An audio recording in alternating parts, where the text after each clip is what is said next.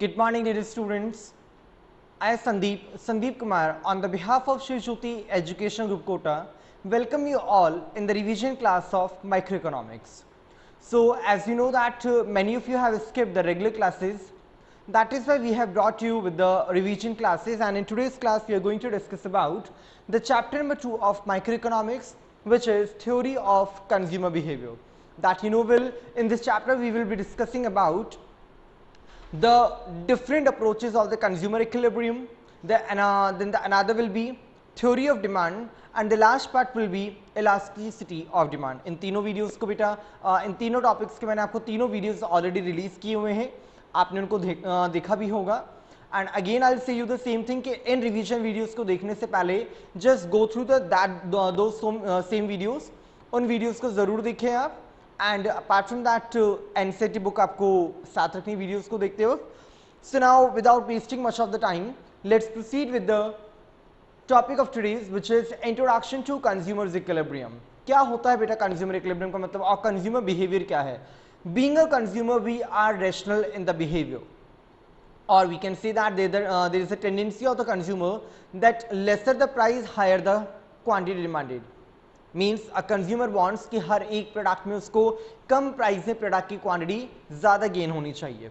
और basically we can say that कि consumer equilibrium कब होता है, कंज्यूमर को सेटिस्फैक्शन कब गेन होगा, जब उसके पास एक ऐसी सिचुएशन होगी कि जितना अमाउंट उसने सेक्रीफाइस किया है for the consumption of goods, उसके इक्वलेंट ही उसे यूटिलिटी गेन होनी चाहिए.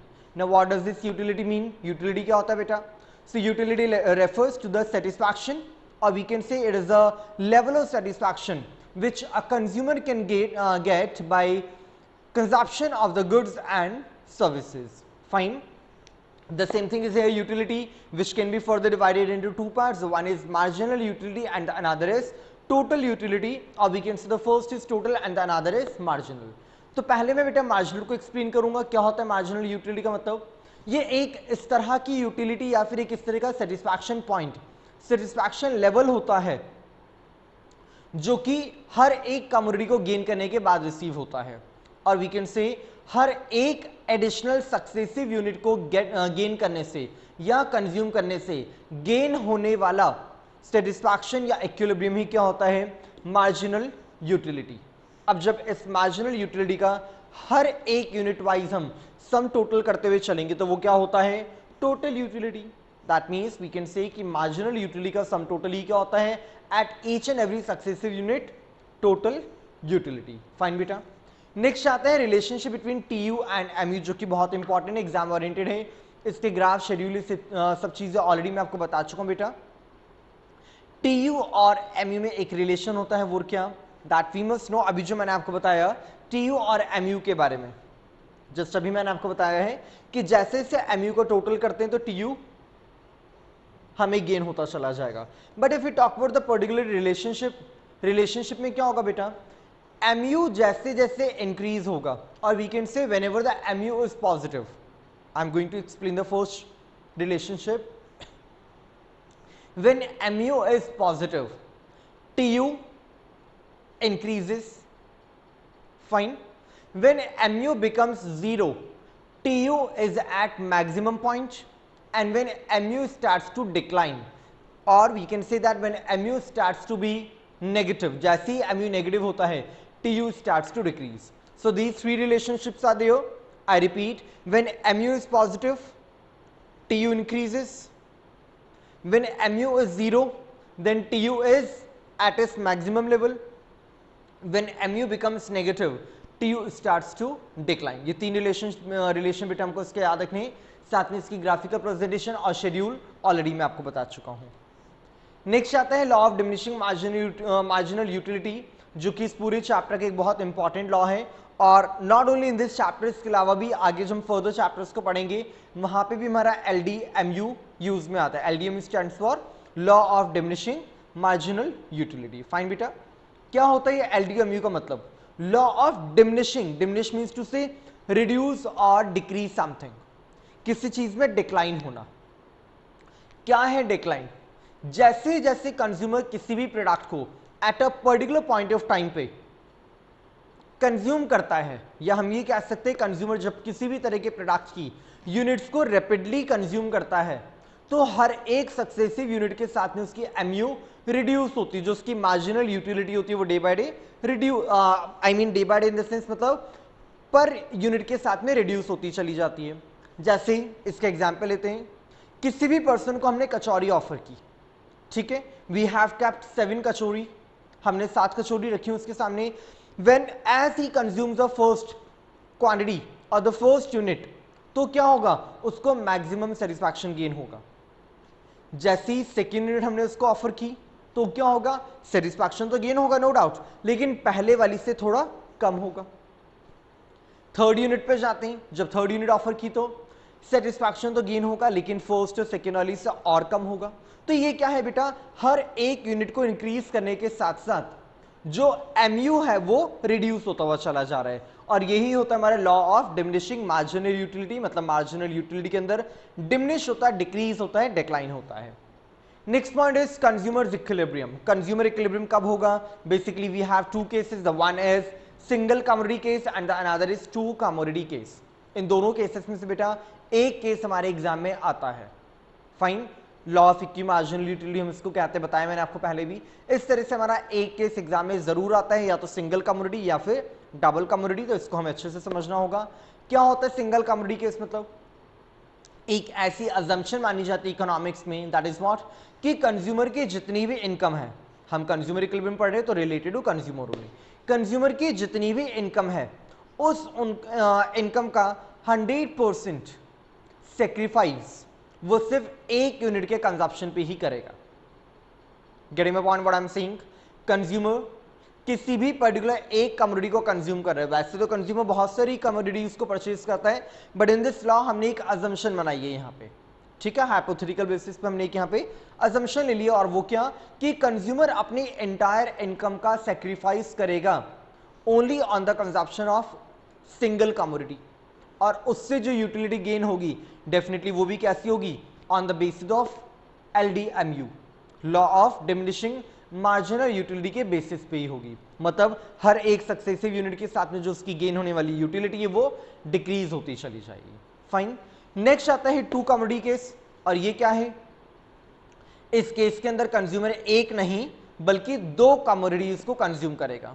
अब ऐसा तो नहीं कि कंज्यूमर सिर्फ टू कमोडिटीज को कंज्यूम करता है, बहुत सारी करता है, बट लॉ के अकॉर्डिंग बेटा हम इतनी सारी कमोडिटीज को यहाँ पे इन्वॉल्व या इंक्लूड नहीं कर सकते, तो हमने क्या किया, ओनली टू कमोडिटीज का एग्जाम्पल लिया है। फाइन, तो क्या बताया टू कमोडिटी केस के अंदर बेटा कि कंज्यूमर अब अपनी इनकम को प्रोपोर्शनेटली डिवाइड करेगा इनटू द टू गुड्स और on the expenditure of two goods. दो गुड्स को कंज्यूम करने के लिए जितना भी उसको एक्सपेंडिचर करना पड़ेगा, अपनी एंटायर इनकम को वो सिर्फ वहीं पे सैक्रिफाइस करेगा।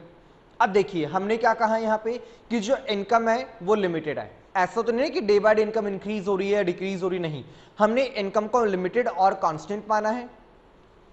प्रोडक्ट की प्राइसेस जो भी हैं उनको अभी हम वैसे ही रहने देते हैं, और क्या कहा कि प्रोडक्ट दो तरह के यूज में लेगा, वो गुड 1 और गुड 2, ठीक है, दो तरह के प्रोडक्ट उसके पास होंगे। अब देखिए लिमिटेड इनकम में अगर उसको दोनों प्रोडक्ट्स को परचेज करना है तो उसको कोई ना कोई पर्टिकुलर एक प्रपोर्शन तो फिक्स करना ही पड़ेगा, जिसको कि बजट सेट कहते हैं। अभी इसके बाद में आपको बताता हूं उसके बारे में भी। उसको कोई ना कोई अपना बजट सेट तो करना ही पड़ेगा, कोई क्वांटिटी सेट करनी पड़ेगी कि अगर प्रोडक्ट 1 की 10 यूनिट्स को कंज्यूम कर रहा है तो प्रोडक्ट 2 की 7 यूनिट्स को कंज्यूम करेगा, क्योंकि इनकम लिमिटेड है, अपनी मर्जी से फ्लक्चुएट नहीं कर सकता। साथ में ये बताया इस लॉ के अंदर कि अगर अब उसको सेकंड गुड्स की क्वांटिटी को इंक्रीज करना है तो क्या करना पड़ेगा, गुड 1 की क्वांटिटी का सैक्रिफाइस करना पड़ेगा, एंड वाइस वर्सा।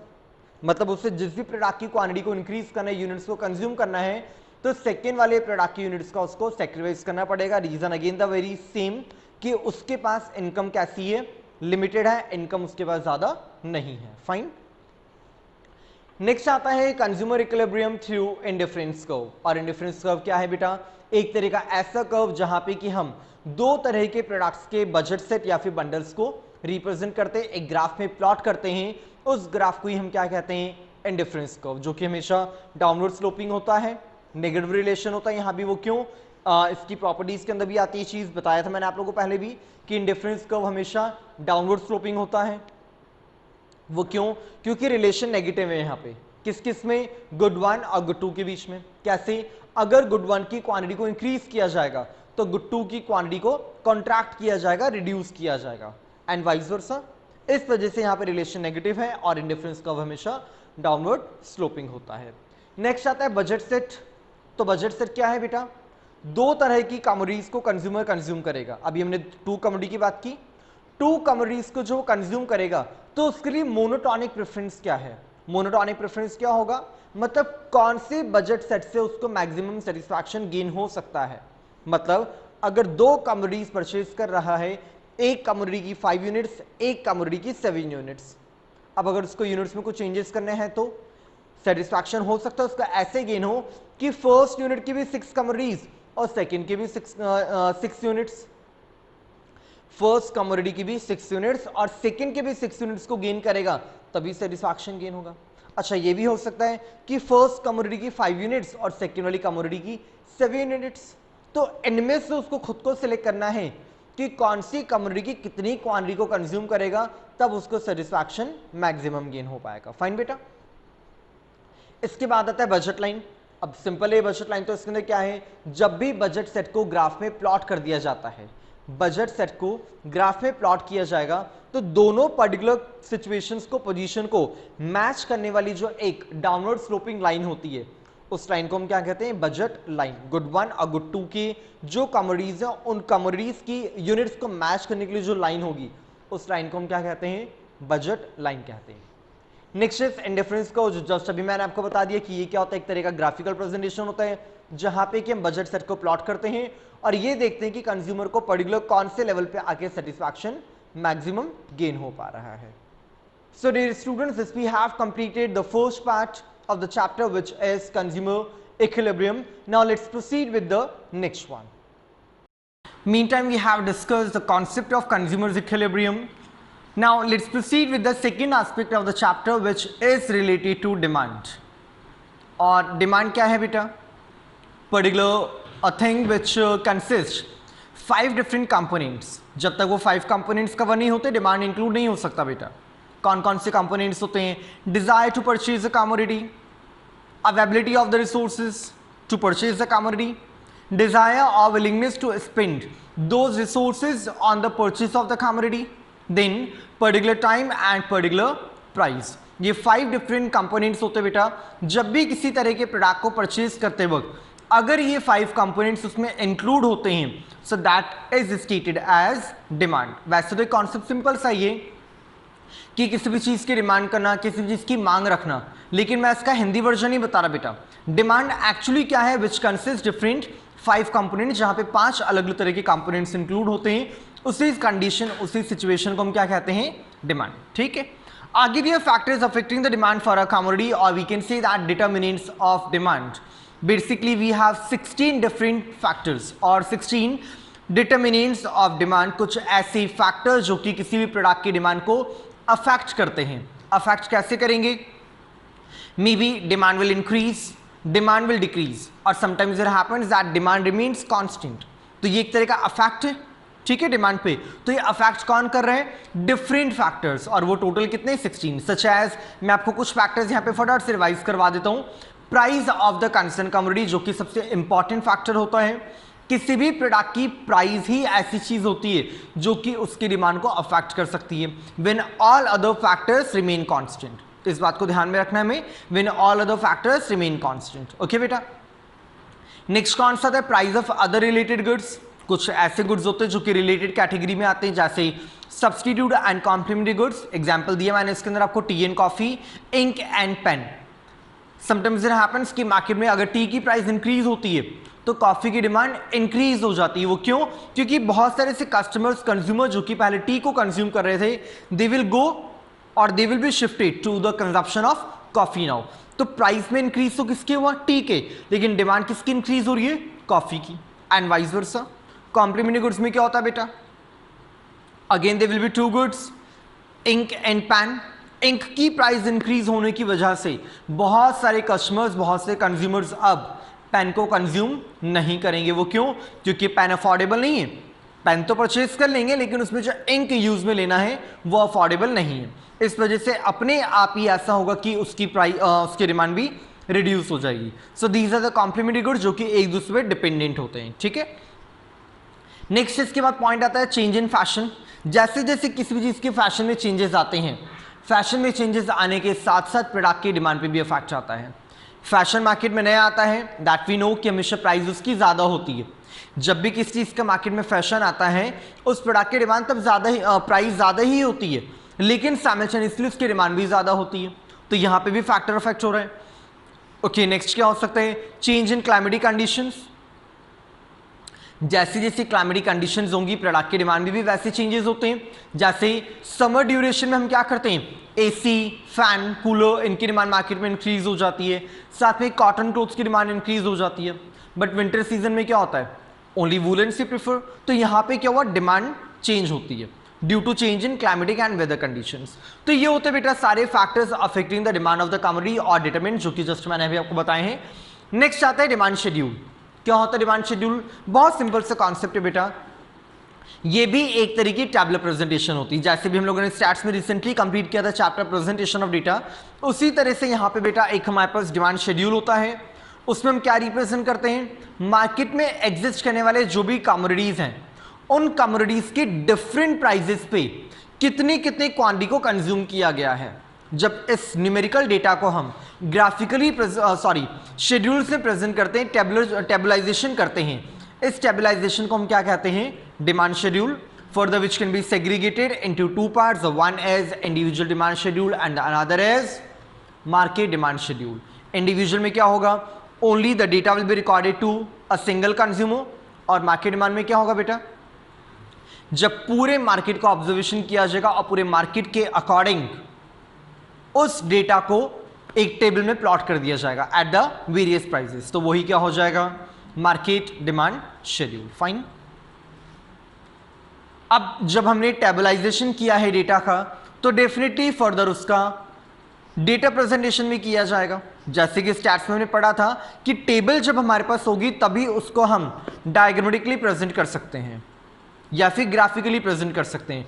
तो वैसे ही यहां होता है बेटा, जब हम डिमांड शेड्यूल रेडी कर लेते हैं, डिमांड शेड्यूल को प्रिपेयर करते हैं, उस शेड्यूल को से रिलेटेड डेटा को हम जब ग्राफिकली प्लॉट करेंगे तो गेन होने वाले शेप को हम क्या कहते हैं, डिमांड कर्व।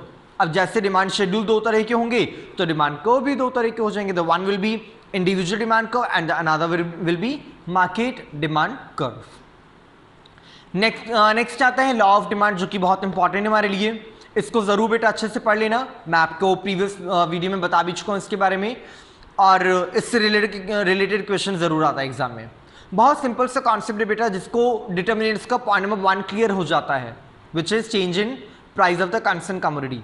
उसके लिए लॉ बहुत सिंपल है, लॉ वहीं पे कंप्लीट हो जाता है। वो क्यों? क्योंकि डेफिनेटली हम इस लॉ के अंदर यही पढ़ेंगे, when there is change in the demand of the commodity due to changes in the price of the same commodity when other factors remain constant is termed as law of demand. That's it, enough. इतना सा पढ़ना बेटा बस हमको इसके अंदर, कि जैसे ही प्राइस इंक्रीज होती है प्रोडक्ट की डिमांड डिक्रीज हो जाती है, और जब प्रोडक्ट की प्राइस रिड्यूस होगी तो डिमांड इंक्रीज हो जाएगी। लेकिन कंडीशन क्या है, फर्स्ट वाले फैक्टर को छोड़ के बाकी जितने भी डिटर्मिनेंट्स हैं, जितने भी फैक्टर्स हैं, वो सारे के सारे कांस्टेंट होना जरूरी है। ठीक है बेटा, तो यही होता है हमारे लॉ ऑफ डिमांड, जिसके अंदर आपको इस चीज को शेड्यूल में प्रेजेंट करना है, ग्राफिकली प्रेजेंट करना है, एंड देन आफ्टर ऑल आपको इसका एक्सप्लेनेशन देना होगा, जो कि ऑलरेडी मैं आपको बता चुका हूं। फाइन बेटा। नेक्स्ट आता है change in demand. So change in demand can be segregated in basically into two parts. The one is change in quantity demanded, जिसमें कवर होते हमारे two topics, the one is expansion and the another is contraction. तो expansion क्या होता है बेटा, when there is increase in demand but due to fall in the price of commodity when other factors remain constant. इस equation को ध्यान रखना है, वो क्या, when there is increase in demand, मतलब dx इंक्रीज होगा एंड px रिड्यूस होगा, when other factors remain constant is termed as expansion. Contraction में जैसे इसका रिवर्स हो जाएगा, वो क्या, when there is decrease in demand due to increase in the price of same commodity when other factors remain constant is termed as contraction in demand, मतलब वो law वाली जो इक्वेशन थी उसको हमने बेसिकली 2 पार्ट्स में डिवाइड कर दिया है। नेक्स्ट एस्पेक्ट आता है चेंज इन डिमांड, उसको भी हम 2 पार्ट्स में डिवाइड कर सकते हैं। क्या क्या? The first one is increase in demand and the other is decrease in demand. क्या है ये दोनों? डिमांड इंक्रीज होगी but not due to changes in price but due to changes in other factors. Getting what I am saying? Price can be constant, price constant भी होगी तब भी demand increase होगी, और इसके लिए फैक्टर कौन से रिस्पॉन्सिबल होते हैं? अदर फैक्टर्स, फर्स्ट वाले फैक्टर को छोड़ के। डिक्रीज इन डिमांड में क्या होगा बेटा? Demand will decrease at the same price और there will be no role of the price but due to the variability of other factors. जैसे ही अदर फैक्टर्स वेरी करेंगे, वेरिएबल हो जाएंगे, तो डिक्रीज इन डिमांड अकर होगा। फाइन बेटा, तो यहाँ पे हमने अपने डिमांड वाले कॉन्सेप्ट को भी कंप्लीट कर लिया है। अब चलते हैं बेटा हमारे नेक्स्ट पार्ट पे। होप्स तो यहाँ तक आपको सारी चीज क्लियर होगी बेटा। फाइन।